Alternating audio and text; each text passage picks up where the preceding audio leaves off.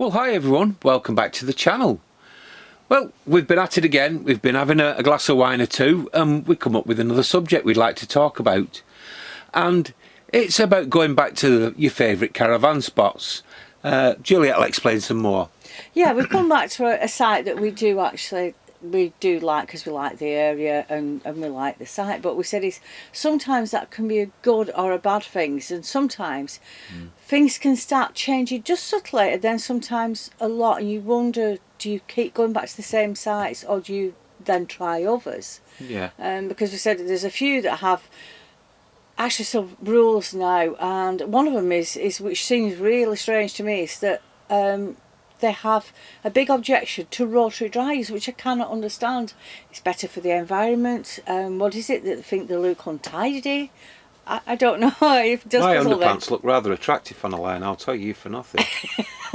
Perhaps that's what it is. They don't want to see our underwear drying. Perhaps that's what it is. I don't know what it is, but I think it's petty. And like you said, it's not very environmentally friendly to use the facilities and use their tumble dryers all the time. Plus, it's expensive as well.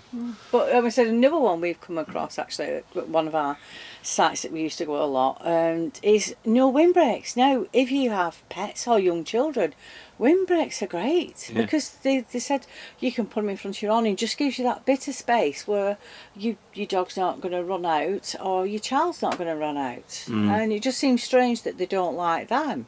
I think the one thing that topped it off for me on one of the sites we went to was no solar lights. I mean, what harm are your solar lights doing? I mean, what is that about? Everybody likes lights. Said we have some. I mean, I know plenty of people that have them outside their awning or at the front of the caravan. I mean, I know some don't like the really tall flashing poles. But I said, what harm do they do with solar lights? Yeah, I just think it's a little petty, to be honest with you.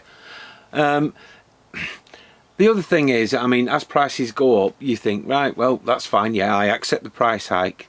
But then when these rules or other things start to come in, you then question, like Juliet said at the beginning, do you want to continue coming to this site, even though you like the area and you like the site, but these rules are sort of like gnawing in the back of your mind, and you're thinking, it's just not for me anymore. I think it's probably, as well as we've been abroad, and actually is when you pay for your pitch, is if you want to put a hut tent on, which is another rule that a lot don't like, you can't put a little tent on, which on that last site they had a lot of them, because some people were in camper vans, put their things in a small tent while they went out for the day. Yeah. Now the other sites we've been on, so won't you allow can't do that. No, they so won't. you said you wonder how many rules they make. Yeah, I mean, we were just thinking, oh, we'll just let the gardener go by in his truck.